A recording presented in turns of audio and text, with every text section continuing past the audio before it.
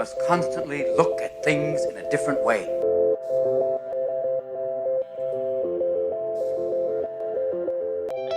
The Healthcare Education Transformation Podcast was created by two physical therapists out of the desire to learn more about the different educational roles in physical therapy and healthcare, and how healthcare education works by talking with educational leaders and people with different perspectives within physical therapy and across interdisciplinary lines on how education can be improved to disrupt the status quo of healthcare education.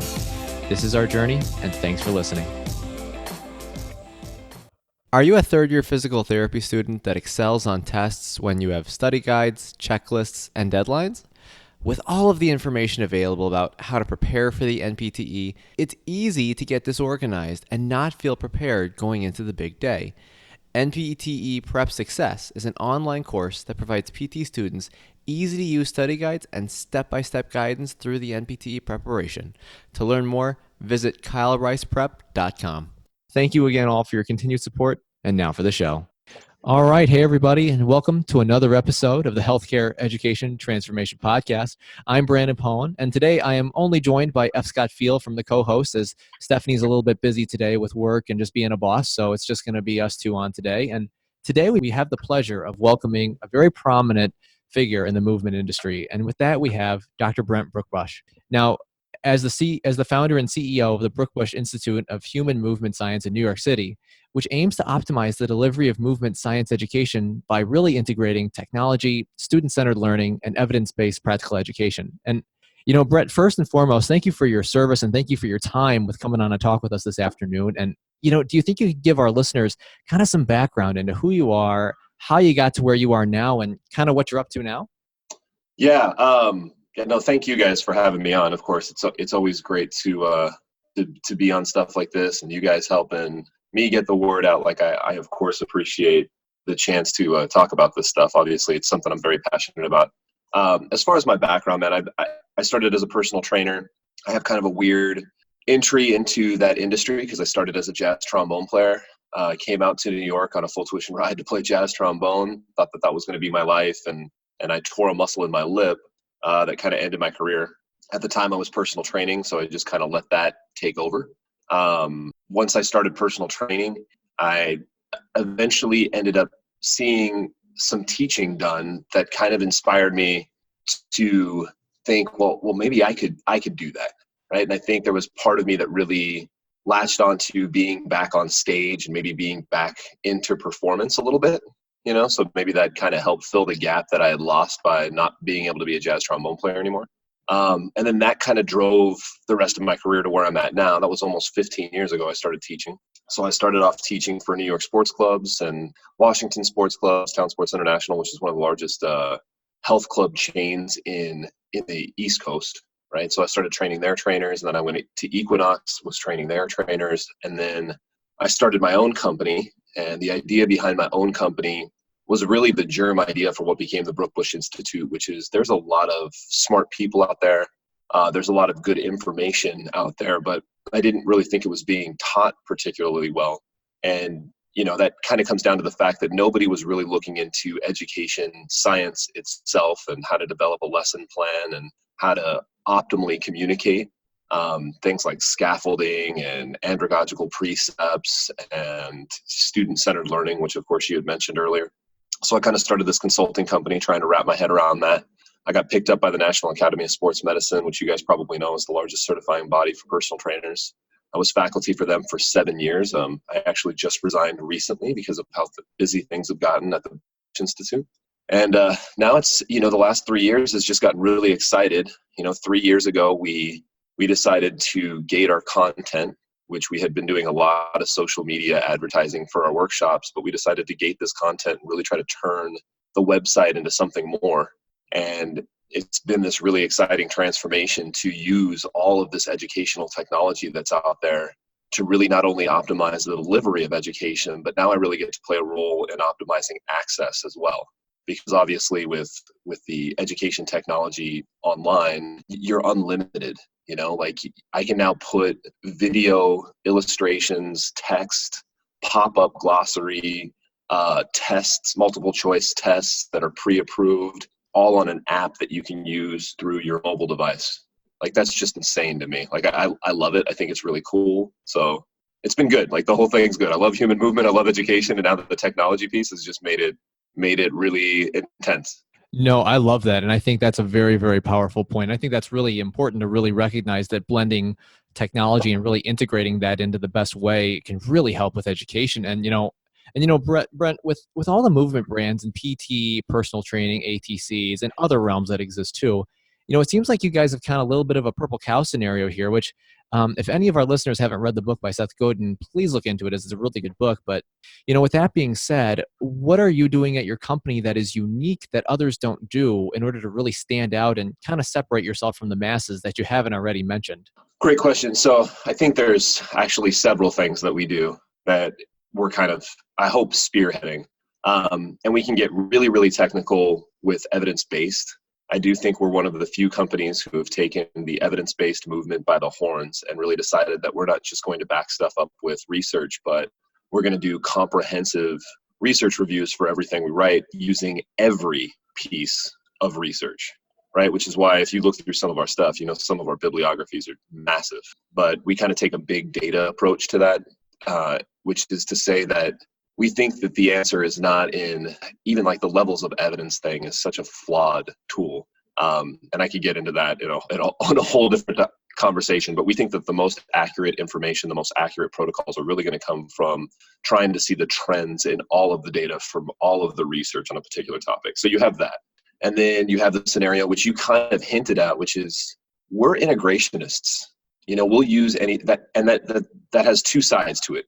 Number one, we'll use anything that works. We're not modality specific. I think the whole modality specific certification is the wrong direction. No one modality is optimal practice. But we're also integrations in the sense that we're huge fans of the human movement professional. And I don't really care whether you're a chiropractor, ATC, physical therapist, massage therapist, personal trainer. I don't care. I want you to have all the tools that you can use within the scope of your profession to help the people that are under your care. And I think this infighting between scopes or infighting between professions rather, is garbage. It's a waste of time. It's a waste of resources. And, I think we could all learn a lot from each other. I would love to see sometime in the future, and I know we're talking like 3 or 4 decades in the future at this point, but, it would be great to see chiropractors, ATCs, physical therapists, maybe acupuncturists, all actually be the same profession in one sort of evidence-based manual movement degree, if that makes sense. Like you'd be like a doctor of movement therapies or something. And then I could get into the technology side. Of course, we spend a ton of our resources on just making the technology piece as flow through as possible. We take inspiration from everywhere, from Apple to some of the newest apps that are out there to some of the best in education technology, with, everybody from like the Khan Academy to even some of the universities who are doing their online programming. Yeah, Brent, I love that technology aspect of things. I really think that's a direction that the whole field of health, wellness, fitness is all heading nowadays. But with Brookbush's Institute's offering of numerous articles, videos, classes, and live events, how does your program work, and what's the progression if, say, I'm a new member who joined and I'm looking to become a better clinician? Great question. So again, we're integrationists. And here's what I mean by that. We're going to put all of that back in your hands. Our goal is to eventually have all of our content formatted in a way that optimizes the delivery of education. As I kind of mentioned before, we're all about it. We want it to be enjoyable. We look at things from the point of retention, comprehension, application, and enjoyment, not just that we got some crazy complicated information out there. We're not trying to dictate to people. I think once we get all of our content approved for continuing ed, I think that changes the game a lot. So now you can take whatever you want and know that you're getting credit for it. We then took a huge step last year and created a certification, but we decided we were going to turn the certification industry upside down by going, well, let's get rid of all of the stupid hoops that people have to jump through to gain a certification. So we're no longer going to have one large exam at the end, which we personally believe just promotes a cram and forget model. We're going to allow professionals to choose which courses they feel have the largest impact on their current job situation. So of all of our courses, which we have 75 online courses now and 2 live workshops, we'll have more than 100 by the end of the year online courses, and we'll have 3 live workshops. You can choose whichever of those courses you want to add up to 80 credit hours worth of continuing ed. And we're going to give you credit for each 1 to 4 hour course as you go and make that available to you either on your PC or your mobile device, so that we hope we can make education really convenient for people, to the point that, like, if one of you guys had a cancellation today, you'd go, yeah, man, I was looking at that gluteus medius activation course the Brookbush Institute put up. It looked interesting. I'm going to go knock that out right now. And boom, you just got more information for yourself that you enjoy. You did it on your phone, which you enjoyed. You got 1 more credit hour of CEC, which is pre-approved. And you just put 1 more credit towards your human movement specialist certification. And by the way, this is all included under the same $19.99 a month membership fee, no additional cost. So you're not penalized from an expense standpoint because you want to learn. Wow. No, I really also, to kind of just add to that, I really like that how they're not through a certain set of classes you have to take. Like, they can choose which one they want. Like, to me, that would just scream like adherence is really, would probably, I would assume, be very high, because people can choose, based on what they feel is relevant to their practice, what they self-reflect and see what they need to improve on. So it's really much better than kind of, I can definitely see that as a big benefit to perhaps more of a standardized approach with that one, where being rigorous and everyone has to go through that same thing, where people come from different backgrounds and may not need more in this region. They actually may need more in a different content area. So I really do like that avenue of it for sure. And I think there are some really good, important, valid things that we can take from that. And, and Brent, you talked about this kind of earlier with kind of the integration with different things. And how does your company educate clinicians about the different contributions to pain and limitations other than simply just movement? Well, we haven't really gotten into the pain science aspect of things. And, that's something we hope to take on later. And don't get me wrong, I do love all of that information. And, I was reading Butler and Mosley's stuff before the pain science movement even became a monster wave through the physical therapy industry like it is now. But I think the pain science end of things right now has a big problem, which is practical application. And I think everybody knows that right now, right? And as a practical education company, it's really hard for me to integrate that right now, because it might be really nice to talk to somebody about how all of the various background information in somebody's life may contribute to your outcomes. But the truth of the matter is I can't tell you any one thing that's going to help you. So eventually it'll become part of our, I think, subjective examination and maybe some sort of patient education portal or module, right, for our courses. But we just haven't had the bandwidth to take that on at this moment, right? Because we're really concerned at the moment with our exercises and manual therapy techniques that we feel are very practical, very hands-on, very much something that people can take to the clinic on Monday morning and get something accomplished with. Does that make sense? Yeah, absolutely. And, I think you hit the nail on the head there with that pain science stuff. Even Lorimer Mosley and David Butler admitted that it wasn't very practical with how to apply this pain science stuff, which is why they came out with Explain Pain Supercharged, the second book in that NOI group. But yeah, I think, it makes sense to put the information out there on all this great research and education that's there. But if you can't apply it, you can't transfer the knowledge, we're missing a huge opportunity there, for sure. So I think you hit the nail. And we'll get there, man. I don't want anybody to think that we're anti-pain science. We're not. We just, like I said, I'm really a nuts and bolts practical type of guy. Practicality, sure. And I think it would just be hard. Like what, you guys probably, if you've seen my courses, there's videos at the end of every course on practical techniques. So think about it from my side as a practical education business owner. So I write an article on pain science. What videos am I going to put at the end that you're going to take back to the clinic on Monday? It's tough. Yeah, and I think as an educational doctorate, I appreciate that. I'm working on my dissertation now, and I think the knowledge transfer and how to make it practical is really the biggest next step that we need to take in the world of physical therapy for sure. As an education doctorate, I think one thing that could be done, although I know where you're at, you're going to really appreciate that. I think a lot of what comes in with the pain science stuff is how we communicate with clients. Right, because I definitely use all of that pain science language, right? Like I definitely have toned down how I explain stuff to people and how in depth I go, and I try to take more of a, tell them what they need to know, not stuff that's just going to catastrophize the problem further, you know? And I think all of that's really important. But then again, going back to the education piece, how would you write that into a really succinct lesson? I need some more practice, I think, teaching it before I'm gonna be able to wrap my head around what a lesson plan would look like for that. Yeah, that makes a lot of sense. Well, Brent, what changes is the Institute looking to make in order to improve educational content and delivery to their members? So we use andragogical precepts. If you're familiar with Malcolm Knowles, we are very big on, adults don't want to be dictated to. They want to have a role in the direction of their education. We're real big on associative learning.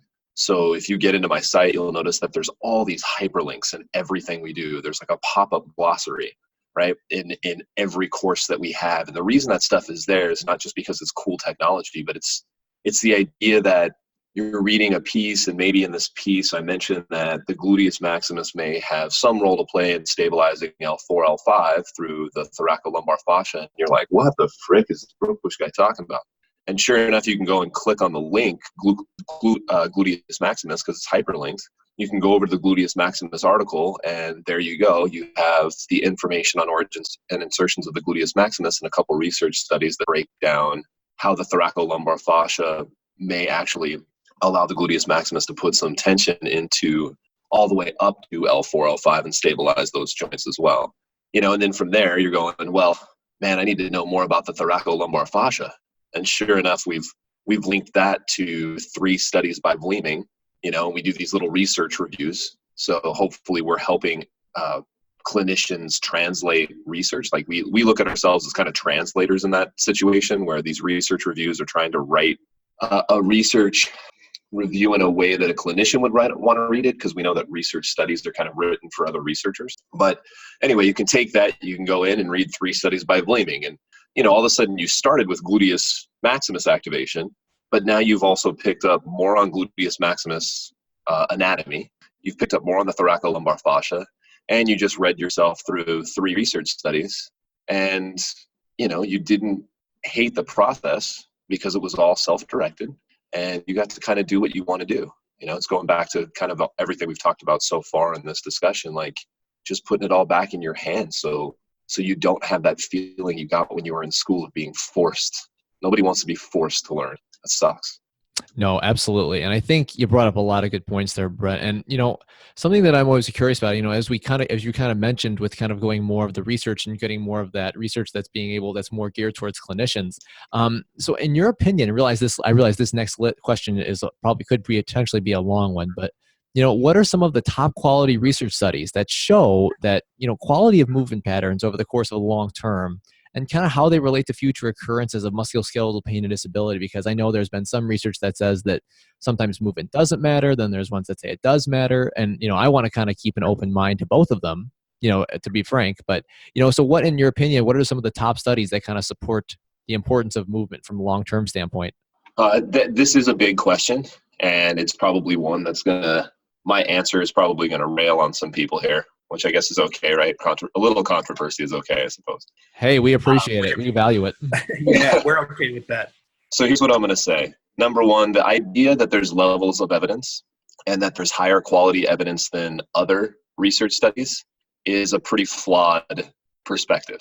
And the reason it's flawed is because you get into these slippery slope arguments over who gets to judge the quality of a research study. So when we look at like the levels of evidence, the meta-analysis is better than an RCT, and an RCT is better than a prospective study, and a prospective study is better than observational research.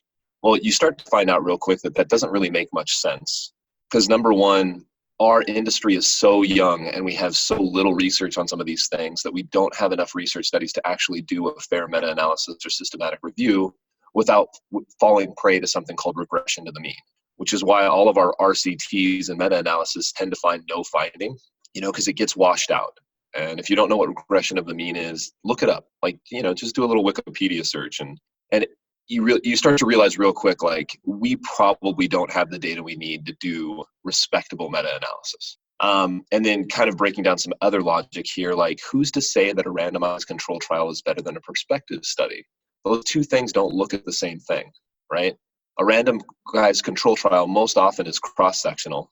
A prospective study is most often longitudinal and is looking for cause and effect. We need both of them, but you set one at level 2 and one at level 3 on this evidence graph, so I'm supposed to think the RCT is better. And then we get to observational research, which is level 4 on this one graph that we use, and it's like, well, why is it level 4 if I'm looking for the anatomy of the gluteus maximus, which requires that I have an observational study? You guys got to get what I'm saying? Like, it's a pretty flawed idea. Yeah, So, you're preaching to the choir on that one, man. I mean, so let's kind of move forward with how we look at all this stuff, right? So let's take that and say, well, that's kind of a flawed idea. So the way the Brookbush Institute looks at it is we're just going to look at all the research, and we're going to try to find the trend, or at least what's being pointed to from all of the research studies we have available. We're going to try to find the hypothesis or model, if you want to call it, the predictive model that makes all of the data we find fit together.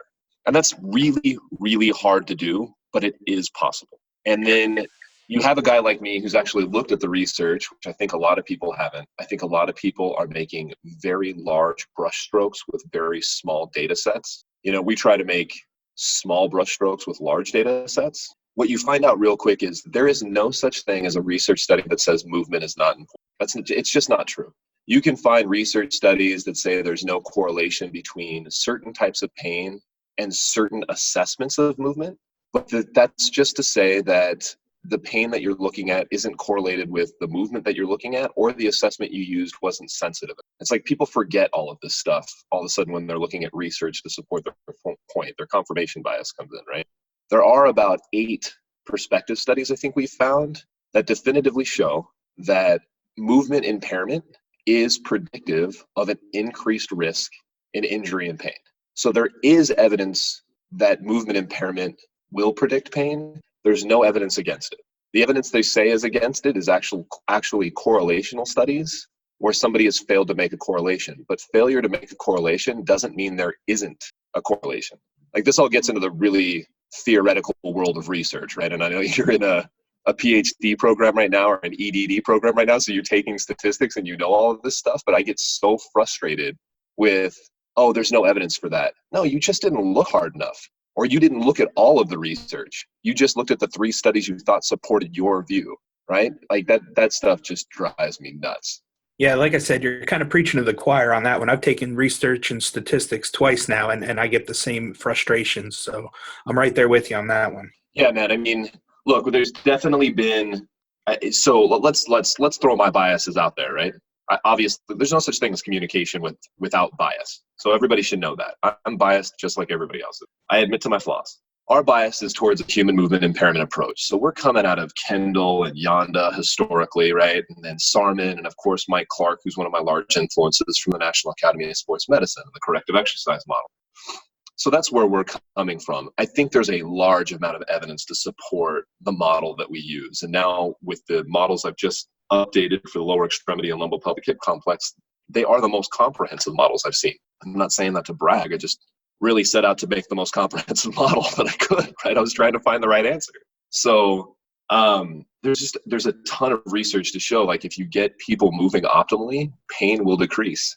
Like, I think that's a pretty fair statement. Now, are there situations where pain becomes centralized and other issues creep in? Absolutely. But let's not dramatize that, right? If I get somebody out of pain in a single session, which I often do, right? Like, if we're talking about, like, let's say knee valgus is causing, or let's say we're just talking about knee pain, anterior knee pain, and I see that they have functional knee valgus, and I do my overhead squat assessment, I do some goniometry, I create an integrated intervention that gets them out of pain doing that same movement pattern that caused their pain, let's say a deep squat, in one session, I think your argument for centralization is probably pretty bad. Now, if I've been working with somebody for 10 sessions and nothing I do seems to modify their knee pain, now we have a different problem. But that's a very small percentage of the population. Yeah, no, I think you brought up a lot of really good points there. And I think it's interesting that even from a student standpoint, you don't know any better when you're in school. So you're learning and you have no idea.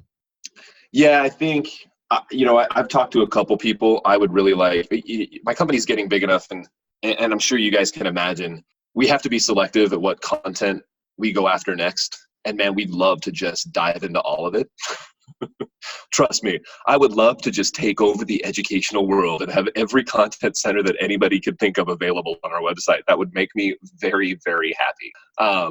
As we get larger, I think what you'll see more and more from us is us try to bring in somebody who can help with content centers as we continue to grow. So maybe we pick a really good person who teaches research at a university and have them help us break down some lessons on, what are the 10 biggest fallacies that people make in interpreting research. And that would be a great course. And I think we'll do that eventually.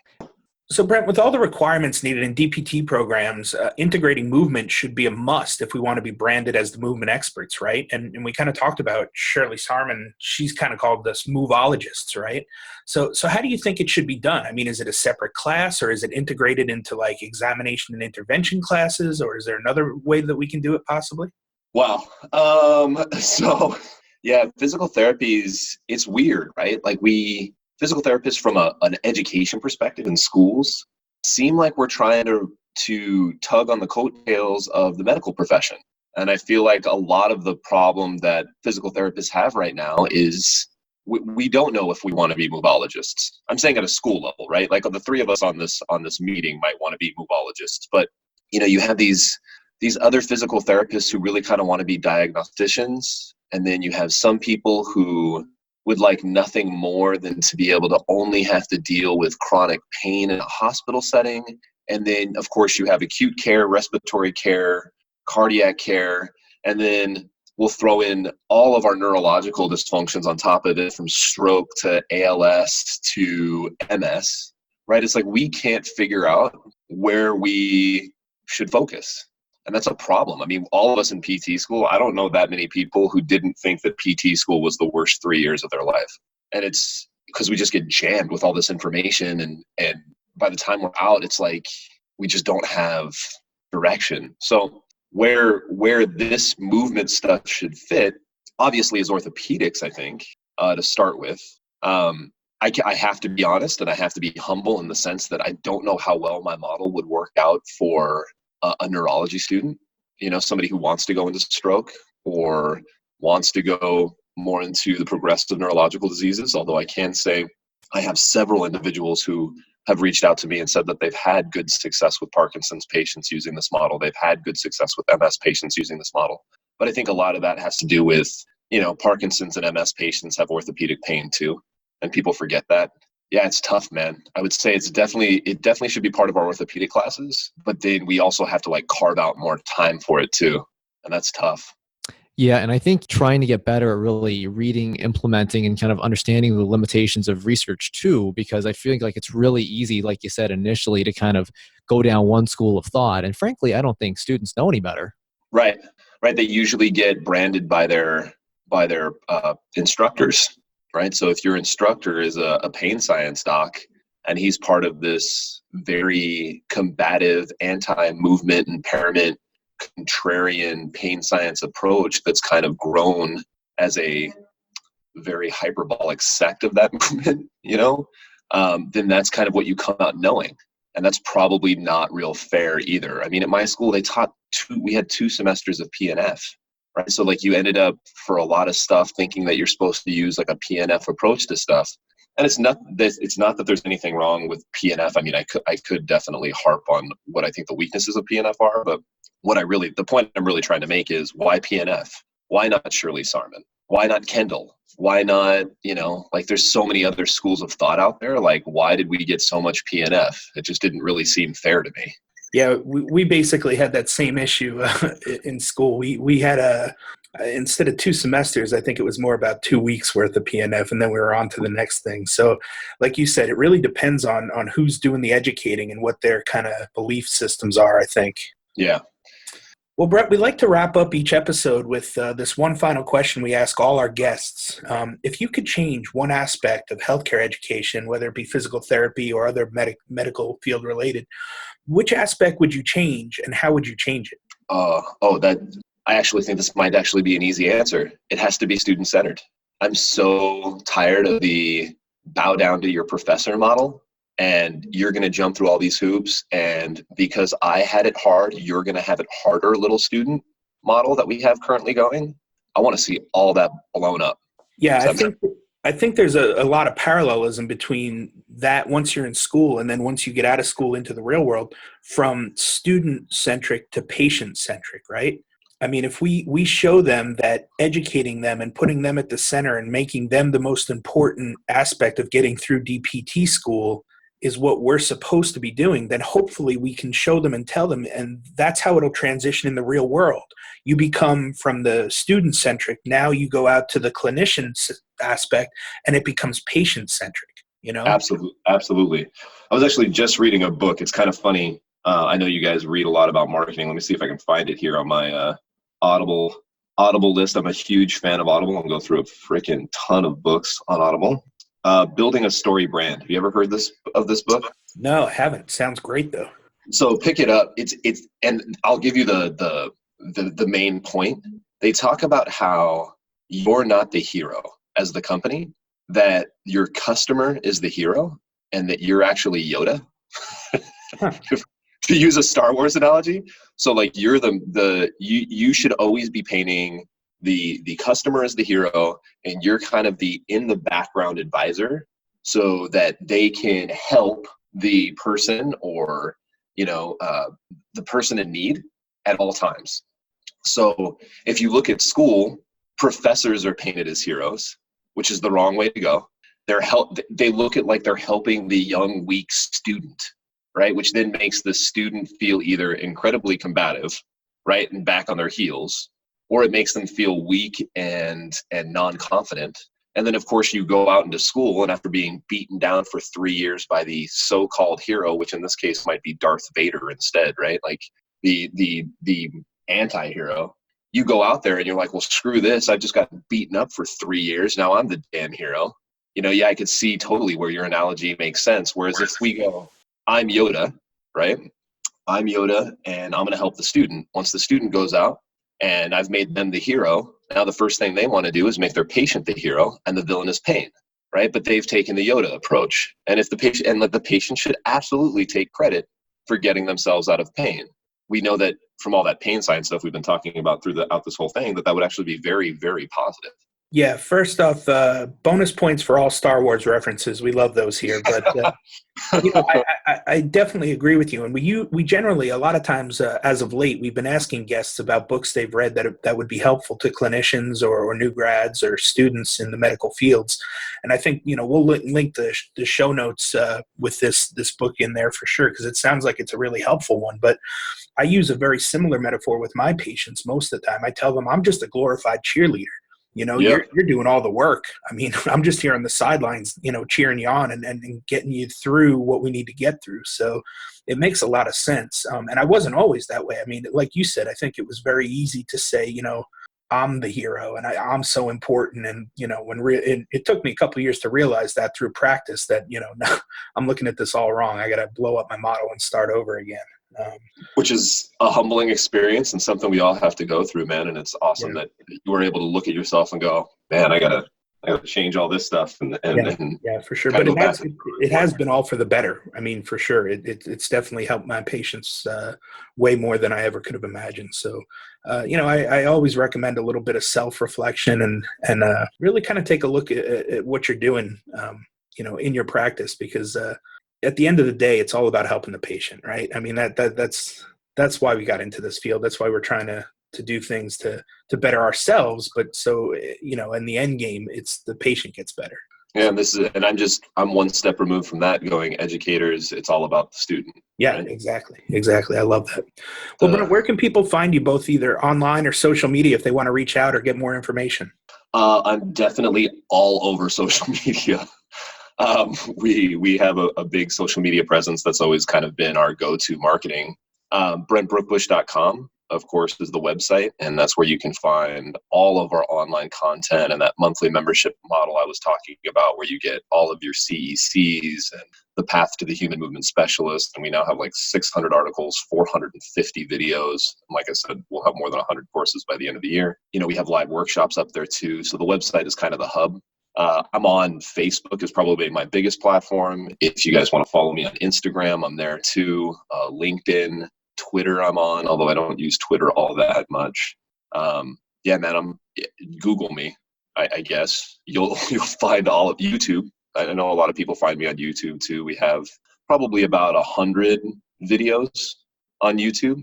So, we kind of keep a little sampling of our videos up there. You can't reach all 450 of our videos, but you can reach a lot of our videos and kind of get started that way too. Well, awesome, man. Thank you so much for your time. We really appreciate it. It was a great episode today, and I'm sure our audience will gain a lot of valuable info from it. So thanks again, man. I really look forward to chatting with you again in the future.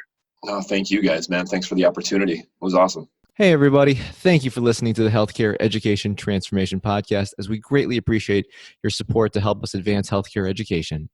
We are very happy to announce that we have created a new tool to help develop clinicians into better experts. With that being said, we have created the HET Light tool, which LIGHT stands for Learning Integrated Towards Expertise. And what we've done is we've taken our first year's worth of episodes with experts in the fields of healthcare and education, and we've taken one golden nugget or theory on expertise and presented it to you in a very easily consumable format, so that people can take one lesson or nugget per week and map out and plan how to incorporate it into your clinical and educational practices. And by the end of the year, we think you'll be pleasantly surprised at how far you've progressed towards becoming an expert. To find out more, please check it out at pteducator.com/HET, which is also available in our show notes. Thank you again all for your continued support.